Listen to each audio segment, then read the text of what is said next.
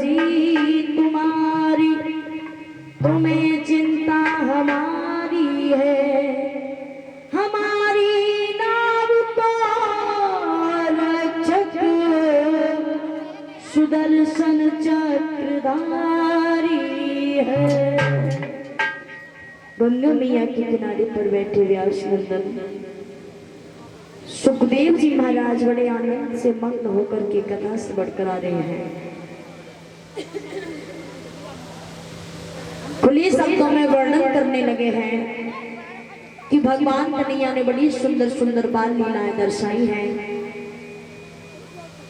जिस तरह से भगवान कन्हैया की आयु बढ़ी है, उसी तरह से भगवान कन्हैया ने अनेकों लीलाओं को किया है और अनेकों लीलाएं करके हर किसी को तृप्त किया। किसी के मन में ये भाव नहीं रहा कि भगवान ने हमारे साथ में इस लीला को नहीं कर पाया। सभी दिए हुए वरदान अपने पूर्ण किए हैं भगवान ने।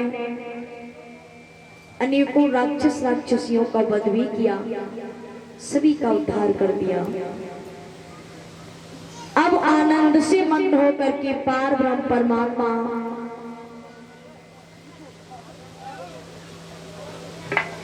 कमल नयन श्रीहर भगवान कन्हैया एक दिन अपनी सखा मंडली को लेकर के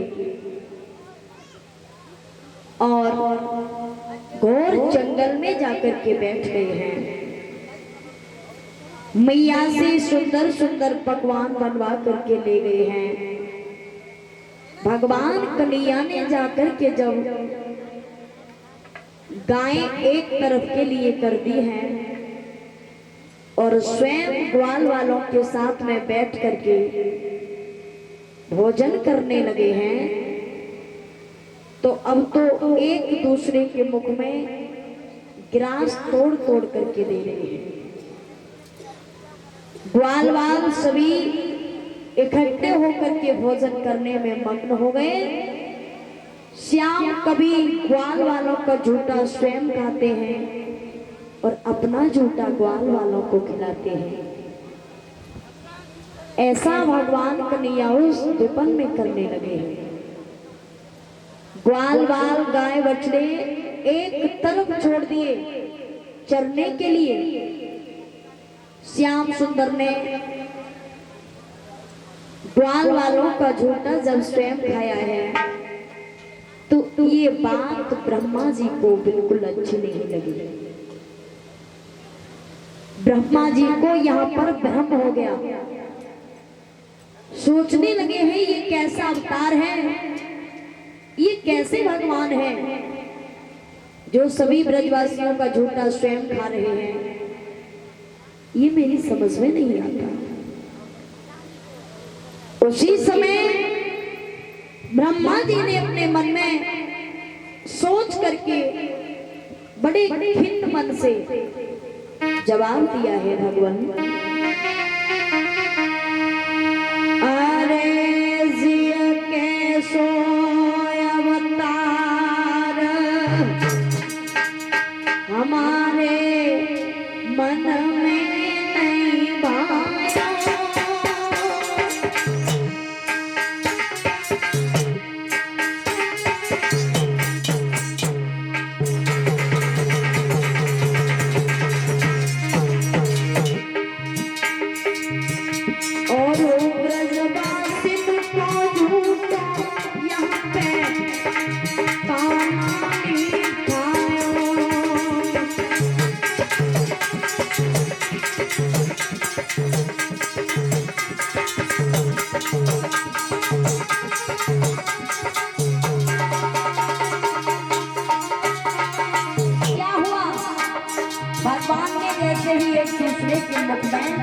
तोड़ करके ग्रास दिया तो ब्रह्मा जी बोले हैं,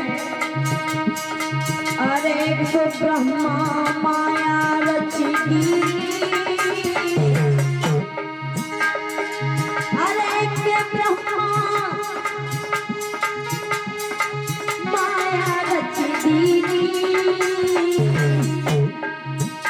सब बछड़ा चुराई के चिंता ग्वाल तोड़े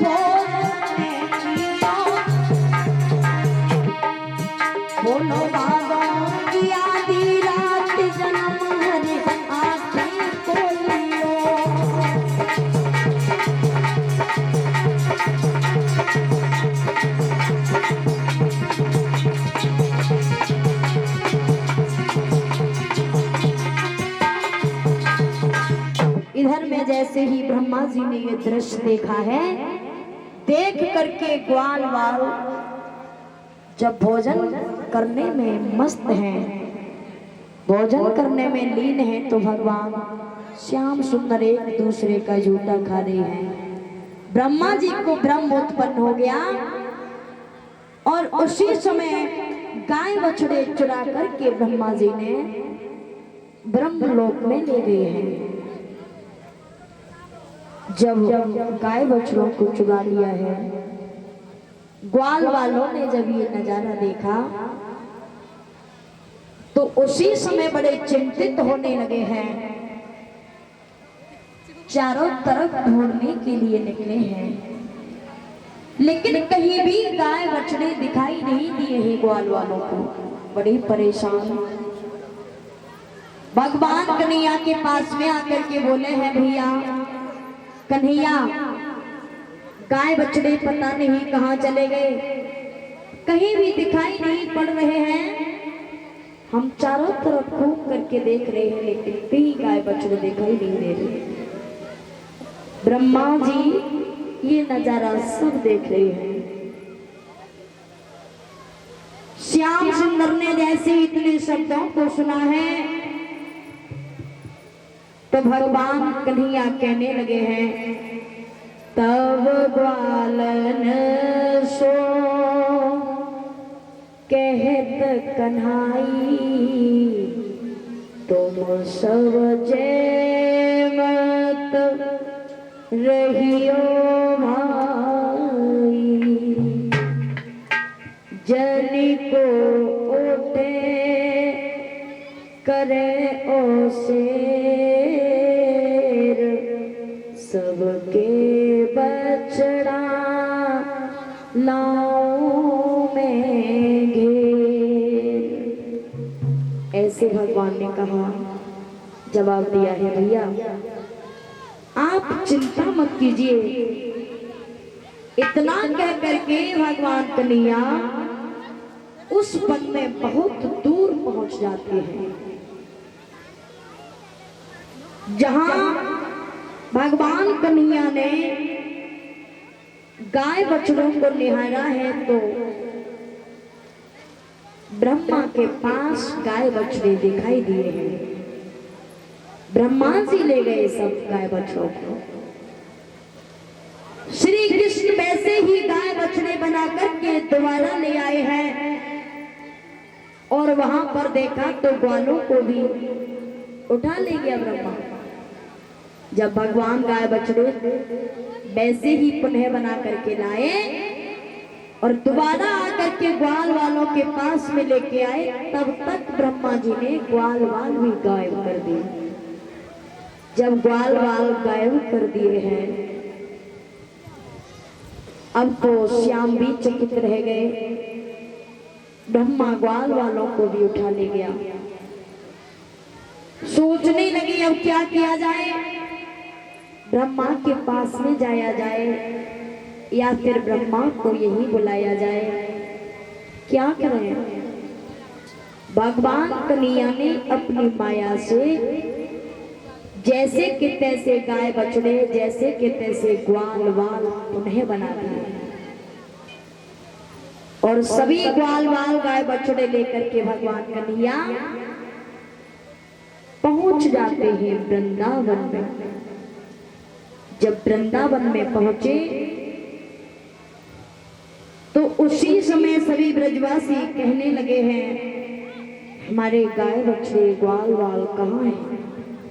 भगवान कन्हैया ने सबको वो ग्वाल वाल गाय बछड़े दे दिए हैं। किसी ने भेद को जान नहीं पाया कि हमारे बालक बछड़े यही हैं फिर या दूसरे हैं। किसी ब्रजवासी के मन में ये भाव नहीं आया। उधर ब्रह्मा जी ने वो ग्वाल वाल गाय बछड़े एक पर्वत की कंदरा में भर दिए और उस पर्वत की कंदरा में भरकर पत्थर की शिला को रख करके ब्रह्मा जी भूल गया। जब पत्थर की शिला को रख करके उन ग्वाल वाल गाय बच्चों के ऊपर भूल गया है। तो इसी तरह से एक वर्ष बीत गया। एक वर्ष बीत गया, ब्रह्मा को याद नहीं आया। ब्रह्मा जी को याद नहीं आया कि मैंने ग्वाल वाल गाय बछड़े जहां छोड़े थे वहां से मैं ले आऊं या फिर उनको छोड़ दूं। ब्रह्मा जी को जब याद नहीं आया, एक वर्ष बीत गया। उसी कंदरा में रहते रहते ग्वाल वाल गाय बछड़े सभी गहरी नींद में सो गए। धीमे धीमे समय बीतने लगा है। ब्रह्मा को जब याद आया कि मैंने ग्वाल वाल गाय बछड़ों को छोड़ करके वहां मैं चला आया, पुनः वापस गए। जा करके देखा तो वही ग्वाल वाल गाय बछड़े पुनः प्राप्त हुए। देखा तो गहरी नींद में सो रहे हैं। गहरी नींद में जब ग्वाल वाल गाय बछड़े सो रहे हैं, इधर भगवान श्याम सुंदर देखते हैं कि ब्रह्मा जी को बहुत समय हो गया, अभी ग्वाल वाल गाय बछड़े छोड़ने के लिए नहीं आए। उसी समय श्री कृष्ण अपनी माया रचाते हैं और सोचने लगे हैं कि हे ब्रह्मा, तुम चाहे कितने भी प्रयत्न कर लो लेकिन तुम मेरी परीक्षा नहीं ले पाओगे। ब्रह्मा जी ने ग्वाल वाल गाय बछड़ों को देखा तो वैसे ही ग्वाल वाल गाय बछड़े भगवान श्री कृष्ण के पास दिखाई दिए हैं।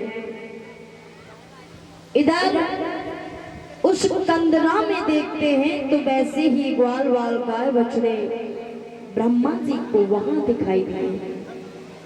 ब्रह्मा जी समझ गए, भयभीत होकर के थर थर कांपने लगे हैं। ब्रह्मा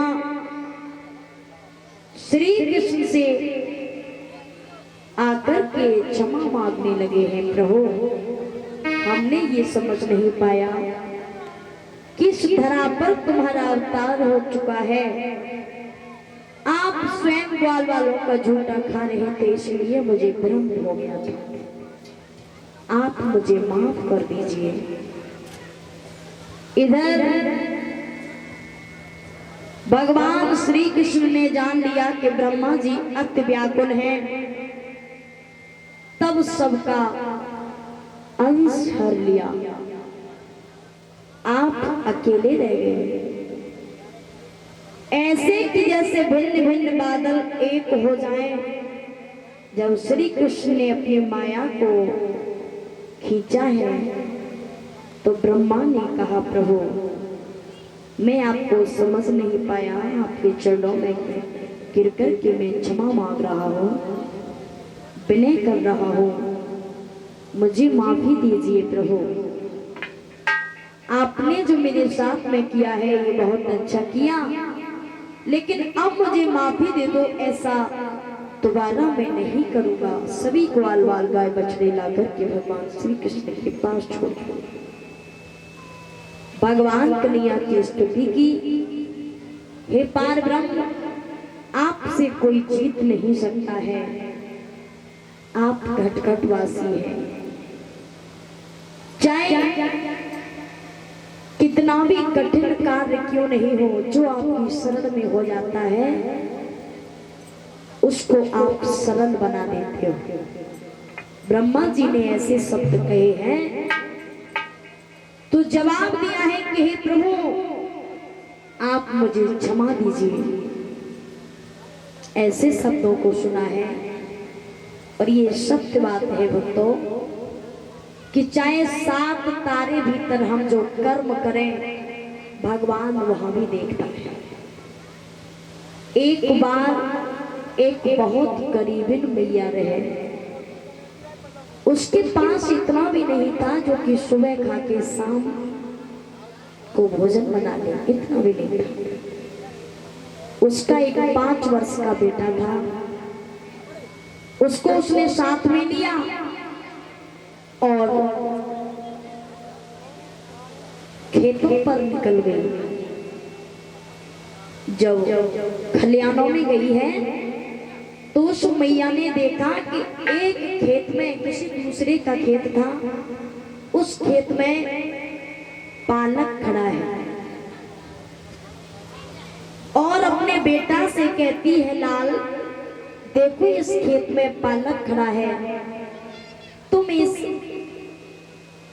खेत के बाहर खड़े खड़े झांकते रहना, देखते रहना कि कोई खेत वाला आ न जाए, तब तक मैं इस पालक को तोड़ लूंगी और शाम की सब्जी बन जाएगी। वो छोटा सा बालक खड़ा है, मैया से कहने लगा, मैया तुम इस खेत में तो जा रही हो, लेकिन अगर खेत वाला आ गया तो? मैया ने कहा, बेटा तभी तो मैं तुझसे कह रही हूँ कि देखता रहना, अगर वो आ जाए तो मुझे आवाज लगा देना, मैं इस खेत से बाहर आ जाऊंगी। उस मैया ने उस खेत में से उस पालक को तोड़ लिया।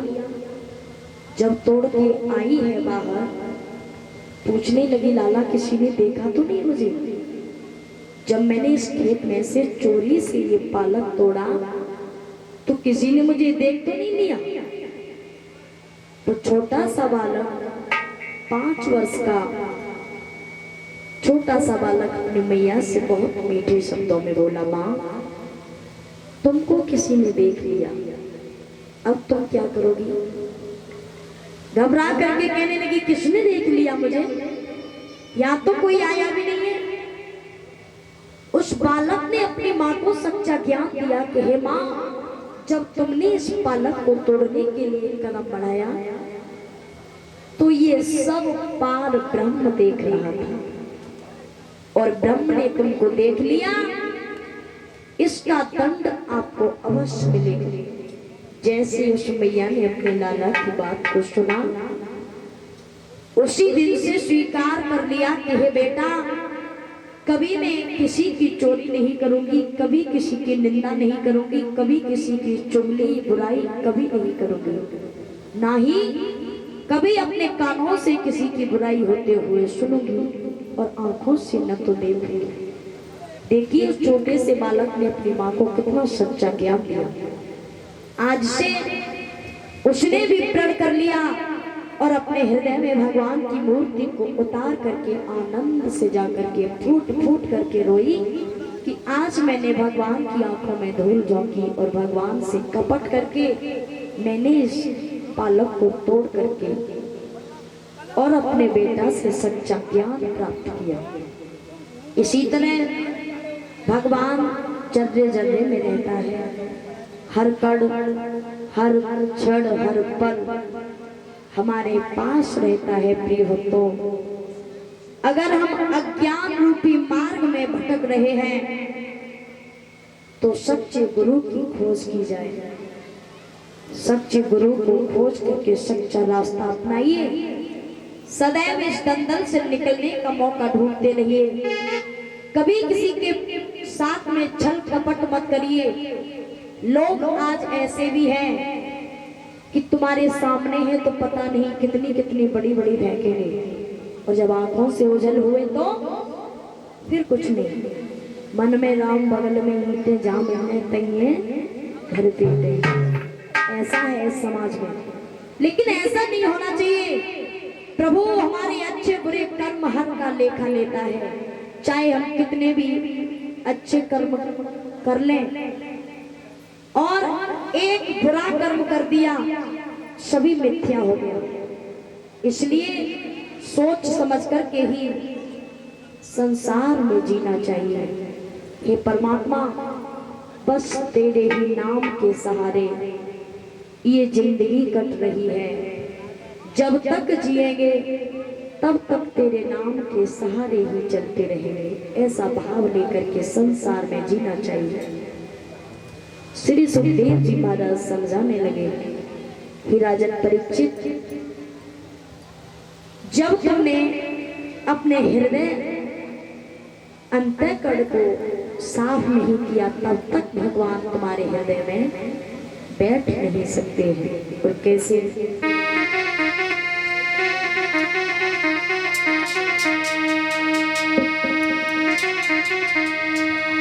कि हमने आंगन नहीं बुआरा, कि हमने आंगन नहीं बुआरा, कैसे आएगी भगवान, कैसे आएगी भगवान।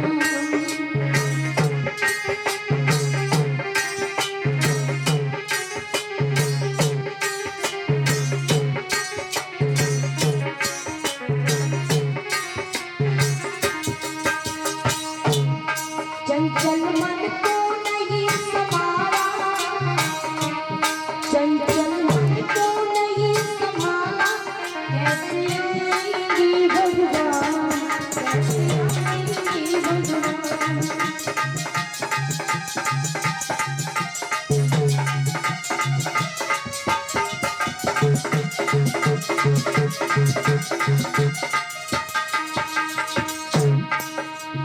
हृदय तुम्हारा बिगड़ न पाया, जब देखा दुखियारा, हृदय तुम्हारा।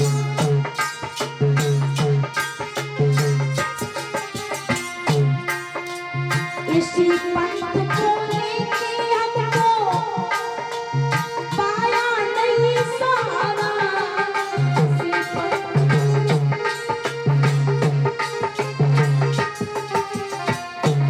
सूखी है करुणा की धारा, सूखी है करुणा की धारा, कैसे आएगी भगवान, कैसे आएगी भगवान।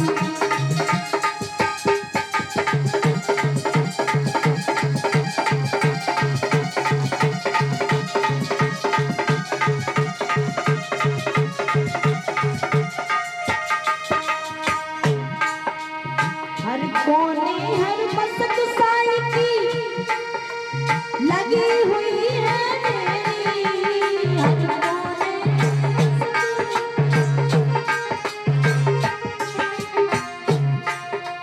नहीं ज्ञान की किरण कहीं पर, हर कोठरी अंधेरी, नहीं ज्ञान की किरण। आंगन अंधियारा चौबारा, आंगन अंधियारा चौबारा, कैसे आएगी भगवान, कैसे आएगी भगवान।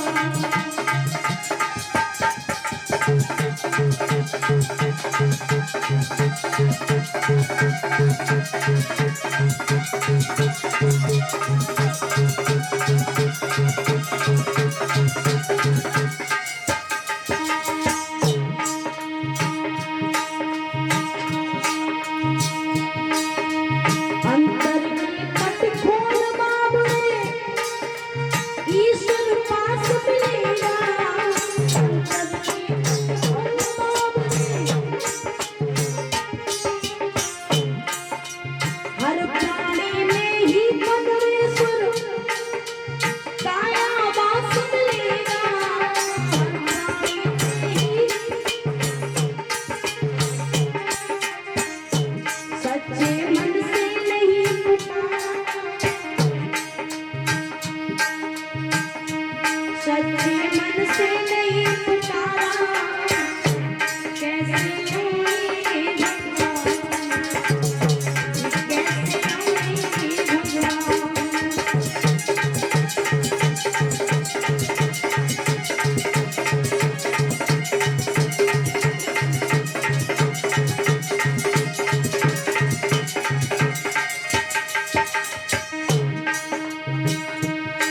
इसलिए निर्मल मन हो तो रघुनायक, शिवरी के घर जाते हैं।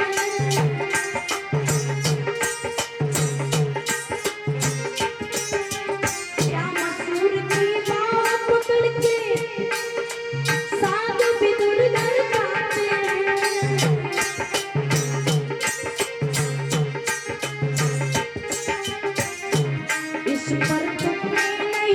चारा